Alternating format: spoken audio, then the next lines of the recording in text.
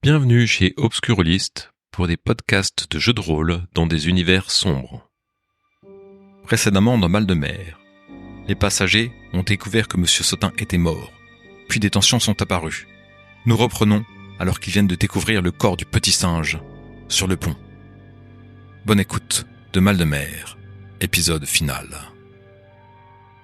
Toi, t'as entendu, Cécilia, Lafayette, venez m'aider, Lafayette! Je me dépêche de mettre quand même tous les objets dans la cabine de Naka, mais j'essaye de faire quelque chose sous le lit, tu vois, enfin pas dans la valise, pas quelque chose qu'on trouve facilement. Et tu remontes après ? Oui, je me dépêche. D'accord. Donc tu fais ça très rapidement. Il est effondré. Le capitaine, il est juste à côté de toi, tu vois. Il ose s'approcher parce qu'il a peur. C'est un être cher, tu vois. Il n'ose pas s'approcher. Il est juste éclairé un tout petit peu par le halo de la timonerie. Il est comme ça. Tu vois, il tremble de partout. Naka, est-ce que tu veux t'approcher ? Oui, moi je m'approche quand même.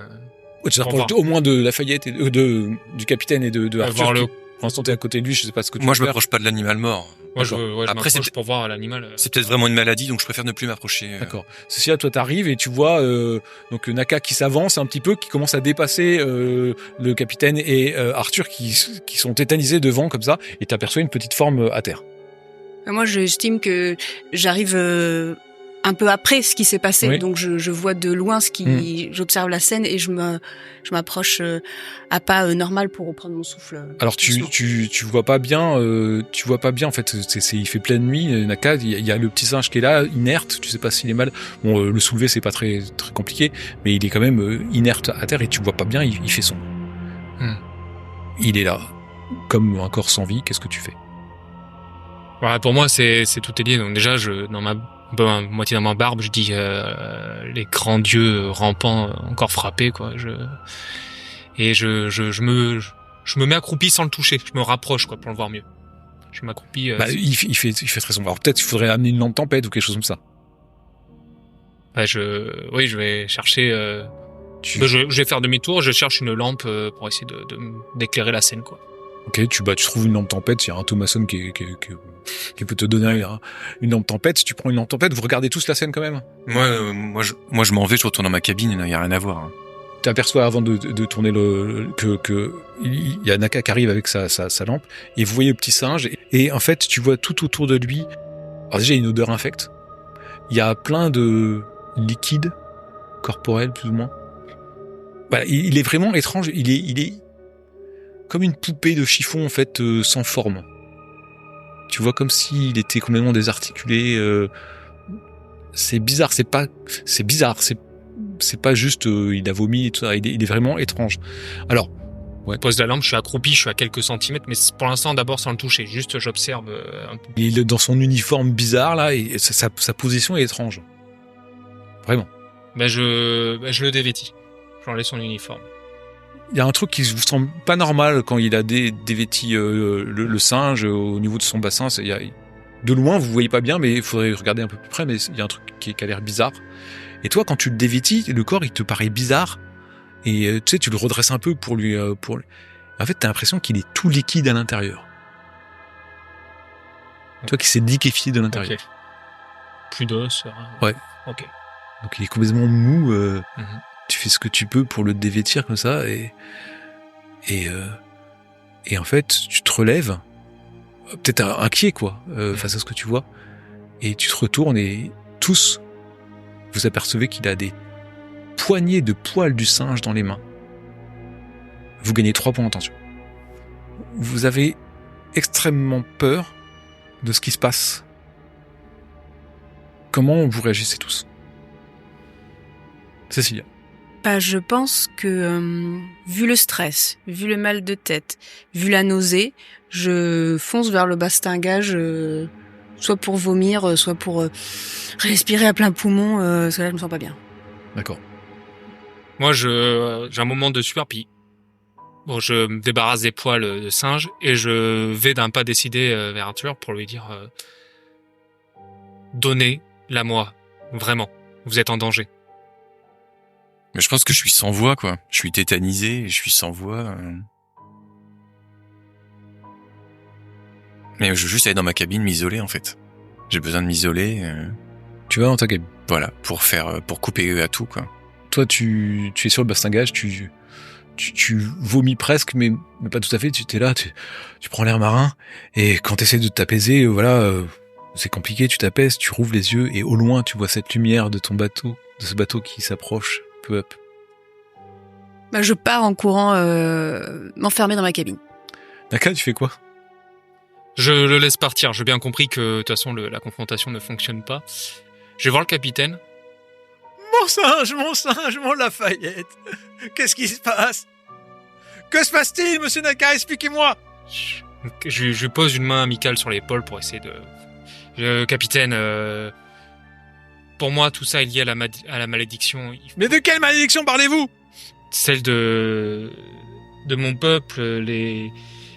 En fait, nous avons des dieux grands dieux maudits qui peuvent créer le malheur, et les objets qui leur sont liés ont été enterrés.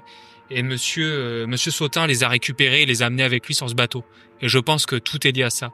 Nous devons faire demi-tour et rentrer. Mais faut les étudier, il faut regarder. Tu te rappelles que le truc avec les pétroglyphes là, il y avait quelque chose d'écrit, hein, c'était, tu sais lire ça.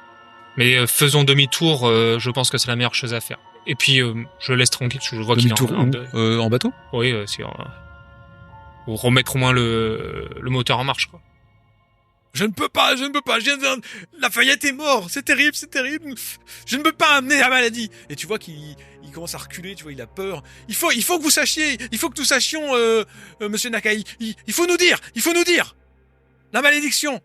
Je vais étudier ça de plus près, et je reviendrai vers vous. Donc tu vas dans ta cabine? Ouais, là, je vais dans ma cabine. Enfin, non, je vais voir, parce que je sais pas où sont les objets. Tu vas voir Cécilia. Oui. Et toi, Arthur, qu'est-ce que tu fais dans ta cabine?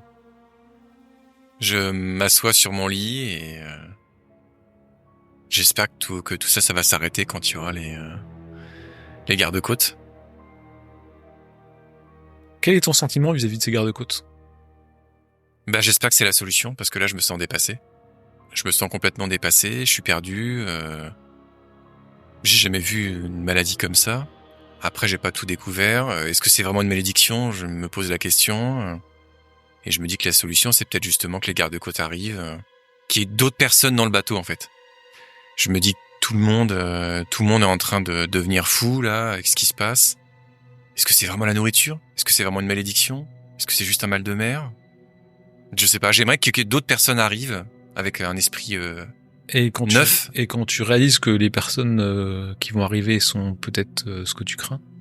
Ouais, mais je pense pas. Elle m'a embauché. Ok. Donc pour moi, c'est pour eux. Elle a sûrement des choses à se reprocher avec la loi. Lui, de toute façon, pour moi, c'est presque le coupable. Mais moi, j'ai été embauché, moi. On m'a payé. Donc moi, je suis exempt de tout. Moi, ça va bien se passer avec moi. D'accord. Peut-être même qu'elle vient me chercher pour me ramener avec elle. Naka, tu frappes chez Cécilia, je suppose? Oui. Cécilia, on frappe à ta porte. Donc je me lève et je dis qui est-ce avant d'ouvrir le loquet ni quoi que ce soit, tu vois. Bon, je m'annonce. Hein. C'est Naka. Vous êtes seul? Oui. Donc très bien. Entrez.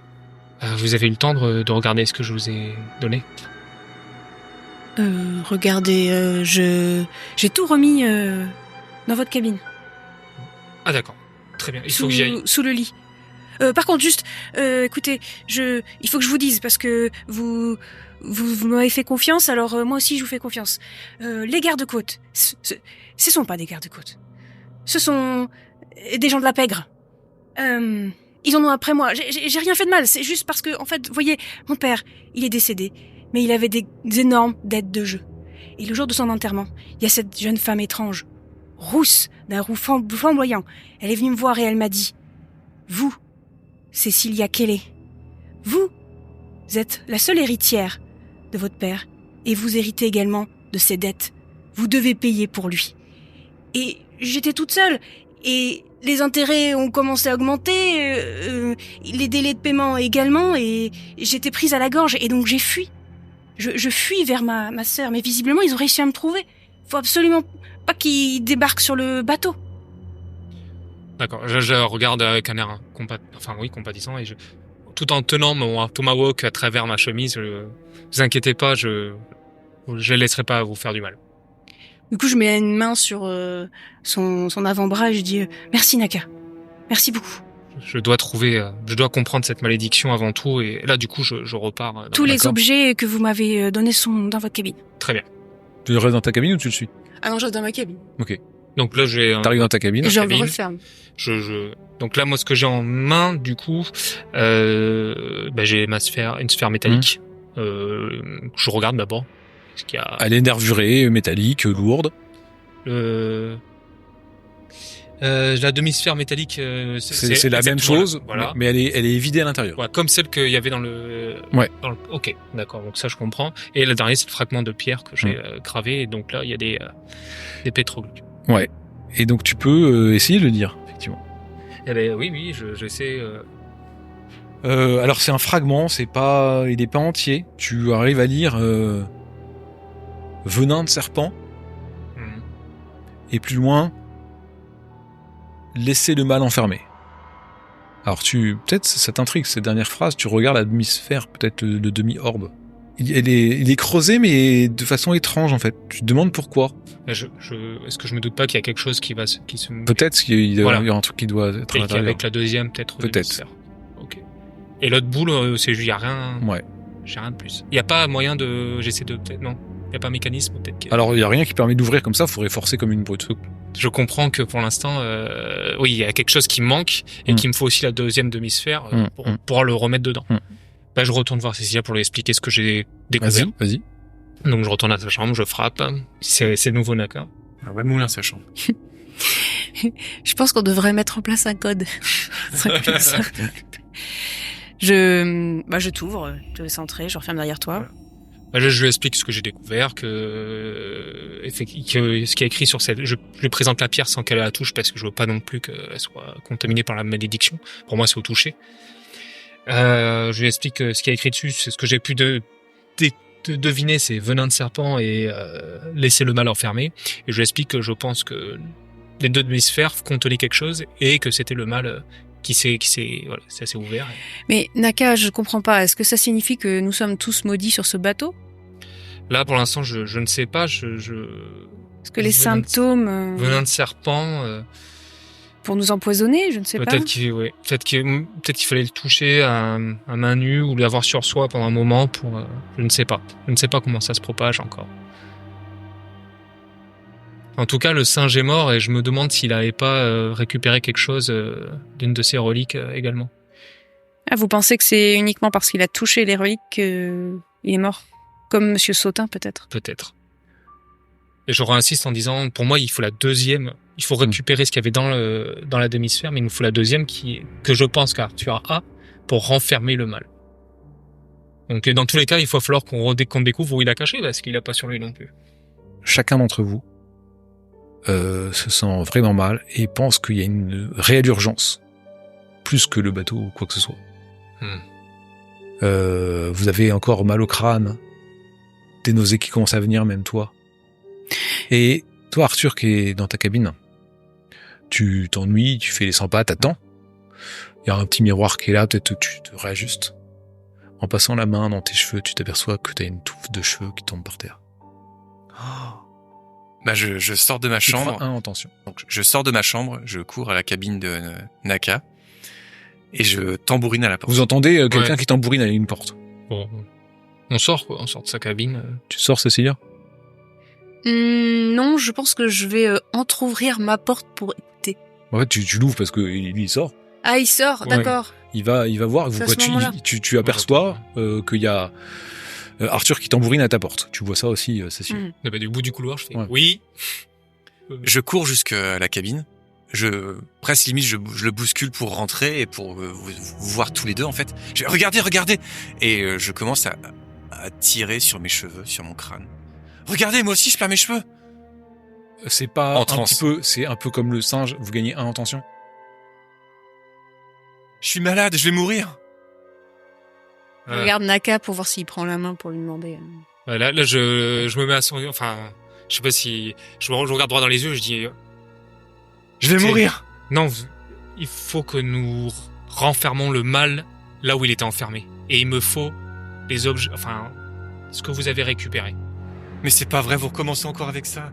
Mais qu'est-ce que c'est que cette histoire? Ça n'existe pas, les malédictions.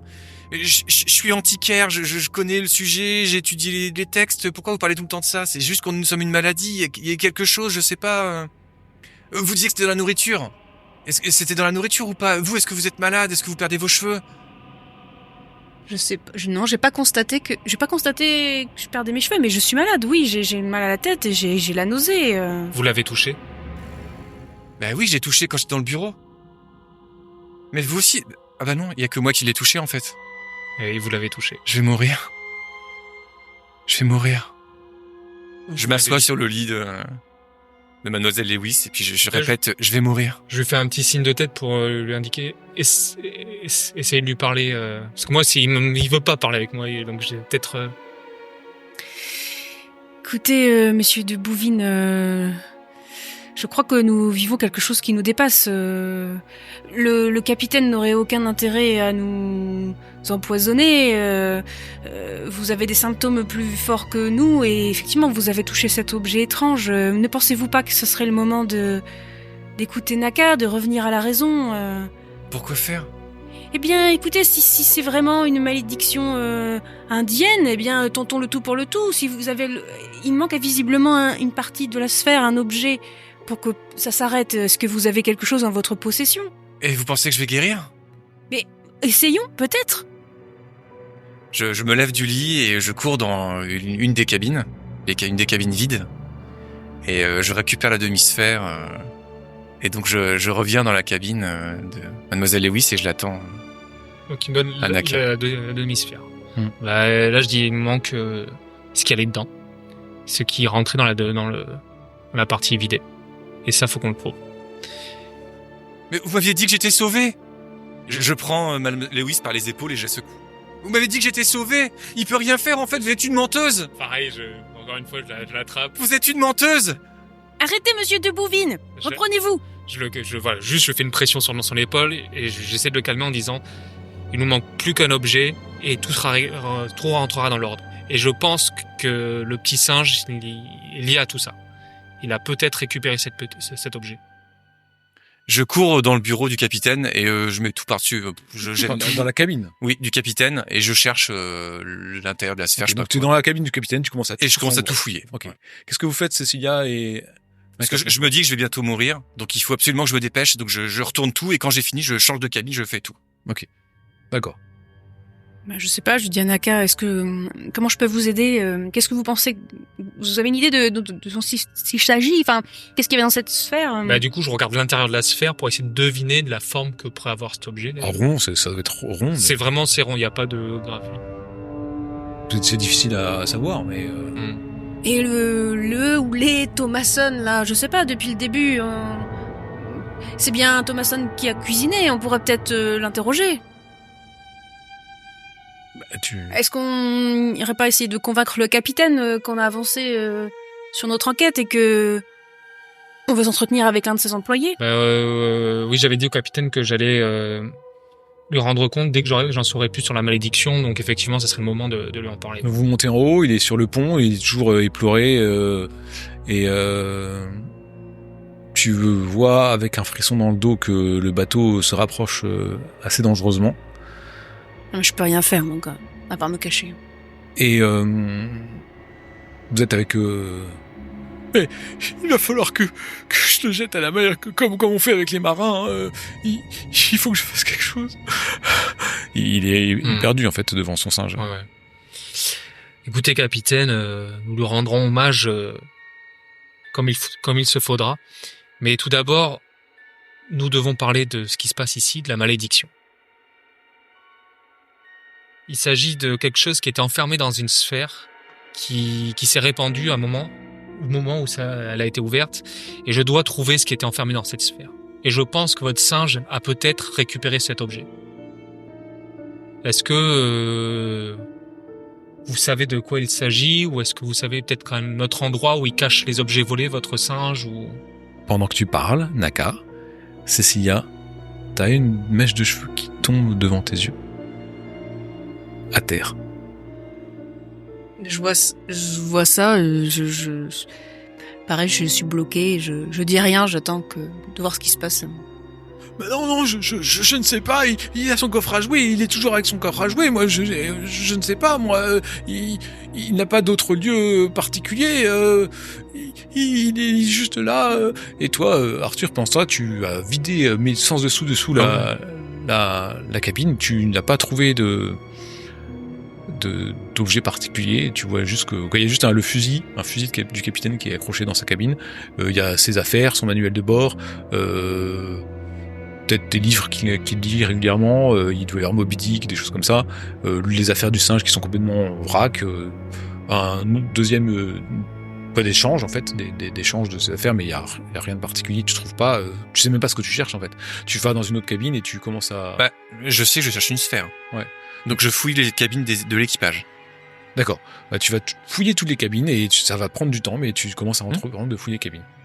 Je pense que je ramasse la touffe de cheveux qui vient de tomber, je la fixe et je regarde le capitaine et je lui dis écoutez capitaine, vous comprenez pas, si on retrouve pas ce qu'il y a dans cette sphère, on va tous mourir. Regardez votre petit singe, il a perdu tous ses poils et regardez-moi, et je lui montre ma poignée de cheveux. Moi aussi, je perds mes cheveux. Peut-être que moi aussi m'attend un destin funeste. De toute façon, soit je finis morte ici, soit ce que vous appelez garde-côte vont me faire la peau. Parce que ce ne sont pas des garde-côtes. C'est la pègre. Et ils m'en veulent parce que ils veulent que je paye toutes les dettes de jeu de mon père. Et d'une manière ou d'une autre, c'en est fini pour moi. Et je m'en vais, en fait. Je vais aller dans ma cabine ou et si je croise un Thomason, je veux dire que je vais me défouler. Moi, j'ai une révélation. Je suis en train de fouiller, de tout retourner, et puis j'arrête, je bloque, et je me dis, le singe. Mais c'est le singe. Et je cours jusqu'en haut, et je me dis que le singe a peut-être avalé la boule. D'accord. Et toi? Moi, je commençais à aller entreprendre de mieux fouiller peut-être le singe que j'avais fait, parce que je l'avais dévêtu, mais j'avais pas forcément tout fouillé. D'accord. Voir s'il y a...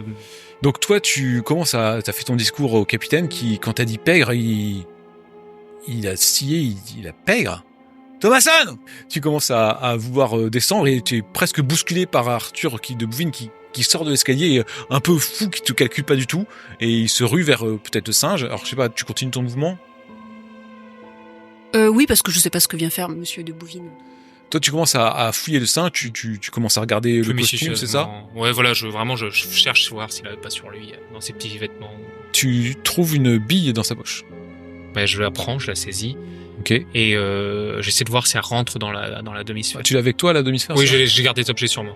Alors, tu l'as dans la main, et elle commence à te brûler la paume. J'ai un mouvement de recul, déjà, je la lâche, quoi. Je la fais... Ok, elle tombe par terre. Tout. Elle commence à rouler. Et avec la demi-sphère, je viens là. Ok. Elle bouge encore dedans. Avec l'autre demi-sphère, j'essaie de l'enfermer. Ok, toi t'arrives, Arthur, et tu vois ça. Bah, moi, tu as vu la bille qui est tombée, de l'atmosphère qui a été mise. C'est l'idée que j'avais eue, c'est le singe qui a la bille, en fait. Donc vous mettez ça comme ça, oui. Donc ça bouge un petit peu dedans, vous fermez les deux sphères, ok. Oui. Et c'est du plomb, faudrait les souder. Il y a ce qu'il faut ici. À l'atelier. Moi, je sens qu'il a quelque chose, il tient quelque chose, donc je le suis. Le capitaine, lui, il s'est relevé. Il a pris le petit singe. Quoi, il va pour prendre le petit singe. Et vous entendez les machineries qui se remettent en marche et le bateau qui commence à repartir. Thomason! Il y a un Thomason qui est à la timonerie, en train de piloter. Il faut souder quelque chose. On a besoin d'un poste à souder. Donc il y a un Thomason qui est dans l'escalier, qui commence à dire allez voir Edward. Il est où, Edward? À la chaufferie. Vous courez à la chaufferie. Toi, t'es rentré dans ta chambre. T'as fait quelque chose dans ta chambre ou pas, Cécilia?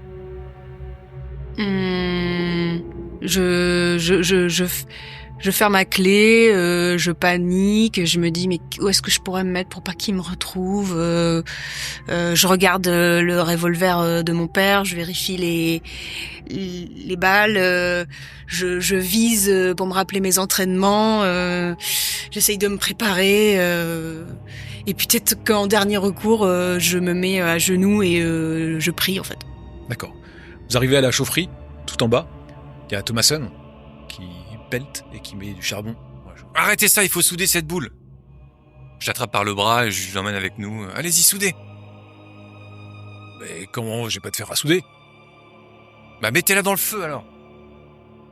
Attachez la boule et on la jette dans le feu, dans le four. Dans le fourneau, je sais pas comment ça s'appelle, on s'en fout. Oui, mais le problème c'est qu'elle va se défaire. Enfin, il y a rien qui la tient, donc si je la jette, elle va s'ouvrir. Quoi. Un câble, Ouais, un truc, de l'acier.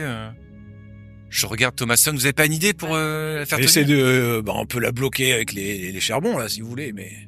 Un étau, vous avez pas un étau, un truc comme ça?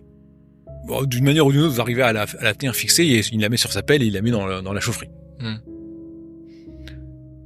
Vous attendez un petit peu, puis au bout d'un moment, le plomb. ça chauffe et puis, Ouais.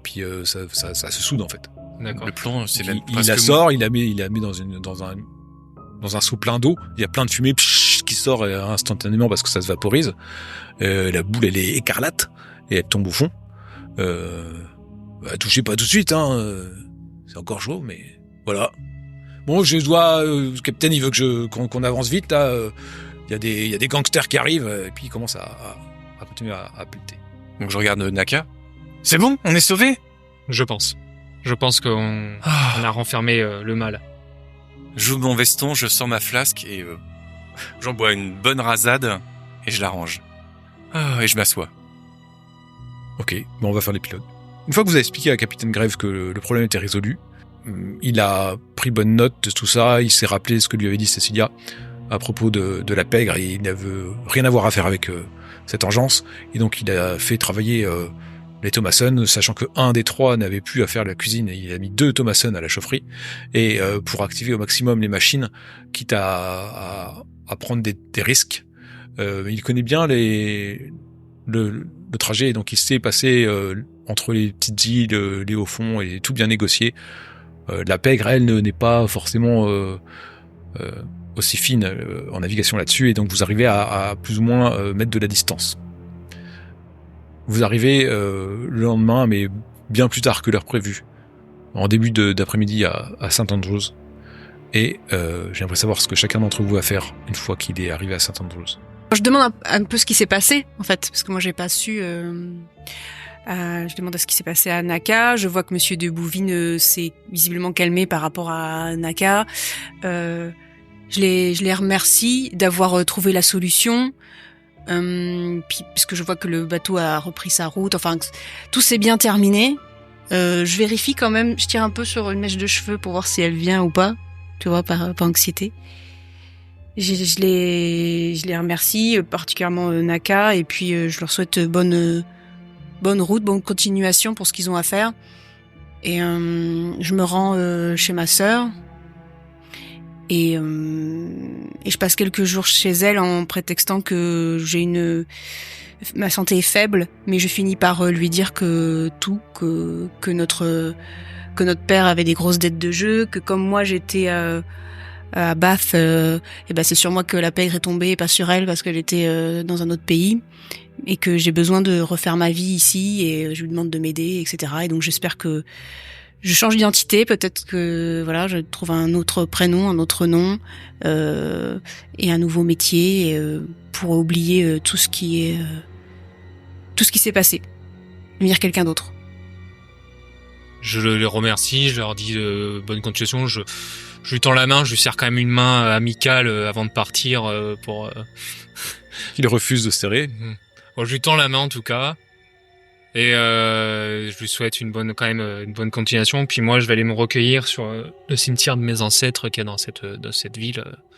Je garde tout avec moi, et mon but c'est de rentrer plus tard, retourner auprès du chaman, et pour renterrer aussi les reliques. D'accord. Peut-être lui va mieux me guider pour me dire où les enterrer, parce que bon, moi je n'ai pas non plus les connaissances. Voilà.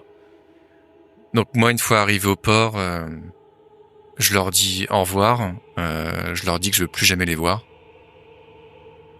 C'était éreintant physiquement et mentalement. Donc je les quitte pour essayer de tout oublier en fait. Je vais d'abord chez un docteur pour faire des analyses, des tests, savoir si ma vie est encore en danger et si je suis malade et je vais mourir. Ensuite, je vais dans un commissariat. Donc je leur dis tout ce qui s'est passé. Parce qu'en fait, moi, j'ai une entreprise. Donc, quand je vais rentrer, ça peut mal se passer, en fait. Donc, pour me protéger aussi, je préfère tout dire à la police. En parlant de ce qui s'est passé, en parlant qu'apparemment c'était la pègre. Je donne les noms et les prénoms que j'avais pu avoir. Le nom de la femme, là, la rousse et tout. Et puis, je passe une nuit pour me reposer et le lendemain, je retourne... La police met beaucoup de temps à te croire ou D'abord, quand tu fais des examens médicaux, ils veulent aussi que tu fasses des examens psychiatriques parce qu'ils comprennent pas trop ce que tu racontes. Donc, ils te retiennent un petit peu quelques jours, en fait. Et en fait, ils jugent que tu es en très mauvais état. Ils te font comprendre qu'en fait, tu es très malade et qu'il va falloir qu'ils t'hospitalisent sur place parce que ça va pas du tout. Est-ce que tu essaies de t'enfuir ou... Bah non, je suis très malade. Donc, je suis très malade, j'ai besoin de me reposer, donc effectivement. Ils te gardent à l'hôpital pour essayer de te soigner. Ils te donnent... ils savent pas trop, ils essaient plusieurs traitements. Je vais y revenir à toi. Toi, tu es allé, Naka, sur le cimetière de tes ancêtres. Tu restes quelque temps et tu as ces objets, tu as ce bruit dans ta tête qui te dit que tu te sens toujours pas bien. Hein. Tu te sens vraiment pas bien. D'ailleurs, au bout de 2-3 jours, tu comprends que tu penses à tes ancêtres et tu finis par te raser la tête parce que c'est complètement ridicule d'avoir des touffes de cheveux par-ci par-là sur le crâne, quoi. Donc tu te rases la tête et tu décides peut-être de retourner à pied voir ton chaman. Oui. Ok. Tu ne le reverras jamais. Et toi, Cécilia, tu changes de nom, quoi. Personne n'a vu que t'étais arrivé ici. Ta sœur, elle t'a embrassé, elle t'a serré dans ses bras, elle a essayé de te rassurer, elle a tout fait pour que tu changes de nom. Mais tu es encore très malade et tu es encore vraiment pas bien. Tu as mis du temps tu mets beaucoup de temps à récupérer. Tu te sens très très très très faible. Voilà, ça te demande beaucoup d'efforts de faire tes activités. Et, au bout d'un certain temps, tu sais pas si c'est l'air ou quoi, tu essayes de reprendre des forces, mais c'est difficile, t'es pas habitué, il fait froid ici, t'es pas bien. Un matin, au bout de 2-3 mois, il y a ta sœur qui te dit que elle a peut-être un emploi pour toi, peut-être quelqu'un qui des travaux de couture à faire pour une dame, et elle te dit que c'est peut-être l'occasion, et en fait, c'est prévu dans 2 semaines, tu vas pouvoir commencer tes travaux de couture, mais tu ne les commenceras jamais, tes travaux de couture, tu vas mourir dans ton lit avant.